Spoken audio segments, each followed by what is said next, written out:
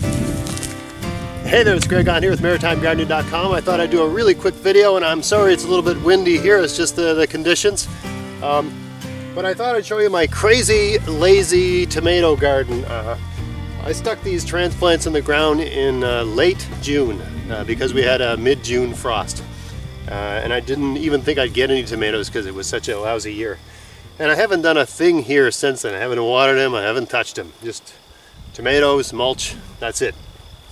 And this is a garden I built last fall in a video called How to Build an Awesome Garden for $0 or something like that.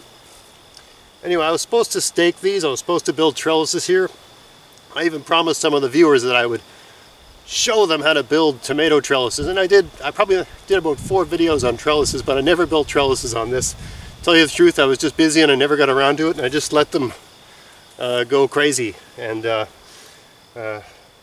that's a lot of people would say don't do that, and I would too. That's, you know, you run a lot of risks of getting various kinds of problems with your tomatoes if you just let them all grow in a mess like this. But for whatever reason, this must just be a unique year. I got away with it. I actually have, like this doesn't look very pretty, and they're all, this is about 16 inches high. They're all flopped over, and I as the plants sort of fell down, I tipped them back in. But to tell you the truth, I'm getting a pretty good, relatively good results despite the neglect. So these are like Roma tomato, and they're doing great. I've already made some pasta with these, and they're very tasty. Working out fine. I just picked a whole bunch the other day. I'm still getting, doing pretty good. And here's another variety, just like a round, this kind of potato. That's doing good. And my potatoes are just, if you're in the Maritimes and everything's different, but you really couldn't get anything in the ground till late June here. And I planted a number of different varieties, cherry tomatoes, Roma tomatoes, and these, I don't know what these are, like a beefsteak or something like that. I can't remember what the variety is. Anyway, my tomatoes have just started turning red this week, so first week of September. I'm just starting to get red tomatoes on the vine now. And I know people in other places have had red tomatoes for quite some time. So just to give you a sense of the range of temperatures and so on. And I know I say I'm in Zone 6, and I have a lot of viewers in the United States. The United States Zone 6 is not the same as Canadian Zone 6. It's like, I don't know if it's a metric imperial thing or American Canadian thing. Or, I don't know what it is, but our Zone 6 is colder. Okay, so anyway, that's where I am right now. I know, because I got, I think Kentucky is Zone 6 or something like that, and it's a lot colder here where I live than Kentucky. See, while I'm picking my tomatoes, these ones just fell off. And this is going to sound crazy, but I find if you just if they fall off like that, just sort of stick them underneath everything, and they'll probably turn red. There's a nice big fat one. They're going to be in there with all the stuff that makes them, ripen, and they'll just be fine. So I'm just flopping everything back over. That's all I'm doing here. There we go. Another great thing about growing tomatoes is that you don't have to have, if you live in a sort of rural place where you've got deer and rabbits and things like that, you can grow the tomatoes. You can see, if you can see behind me, there's a fence. I have a garden enclosure there with a fence, and I need that or I wouldn't have a garden. All the animals would just eat everything. But things like tomatoes, potatoes, onions, there's a number of things you can grow just outside your garden enclosure. The animals won't bother them, at least in my experience. I've been doing this for a while, and nothing seems to bother tomatoes. They all think they're bad news, so that's good for me. This garden here was actually an onion garden, but a couple of tomatoes just came up on their own. I think they were volunteers or something like that, and I just let them do their thing. So all the onions have been picked and they're stored, but the tomatoes are still going, so things are going great. Here's the last tomato garden. I got some nice, these are beefsteak, I believe, right? These ones are still green. Looked like they fell off the vine probably when I was flopping it over. And there's also, I believe, some cherries in here. Cherry tomatoes. My wife loves these. And they're really good.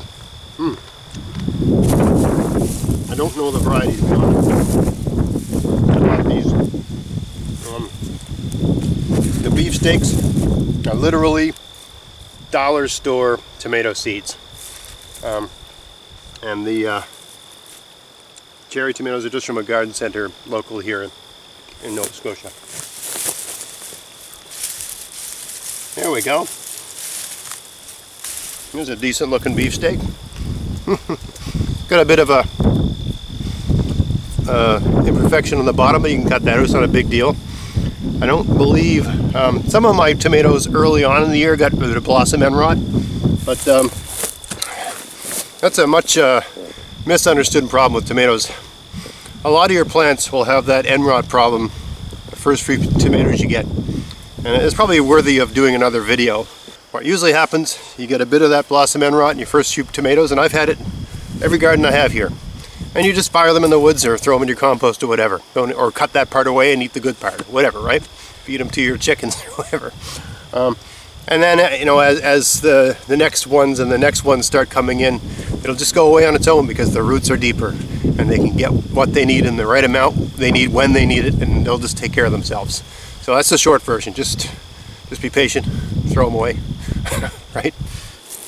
This garden bed here is my one of my hugelkultur beds. I grew potatoes here last year, and there'll be lots of people say, "Oh my God, you grew nightshades 2 years in a row. You grew potatoes and then tomatoes. You can't do that." You know, a lot of these rules you can bend them a little bit. It probably wouldn't be a good idea to grow another thing from that, or Solacinae or whatever that family is.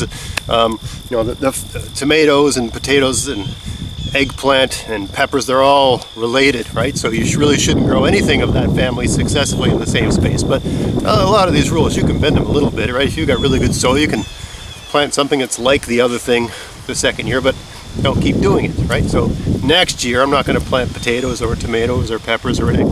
I'm probably going to make this, probably grow onions here or garlic or something like that, right? A very different thing with different needs and different issues and so on and so forth. And give this bed a break from growing that. Or maybe I'll grow squash here, right?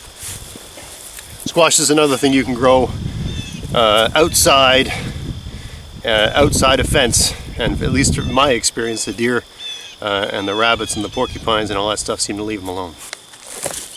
Yeah, so not a bad haul of tomatoes, right? And this speaks to a general theme that I like to come back to a lot on this channel. Is, you know, it's really not about how your gardens look. It's about how they function. Are the plants happy? Is the soil good? So this is a fairly unimpressive looking tomato garden. When I think of a impressive tomato garden, you think of, you know, geometrically positioned cages and everything growing in a nice straight way, or a beautiful trellis and everything in a straight line and so on.